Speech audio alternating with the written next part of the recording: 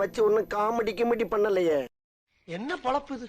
நம்ம வாழ்க்கை எதை நோக்கி பயணமா போய்கிட்டு இருக்குன்னே தெரியலையே.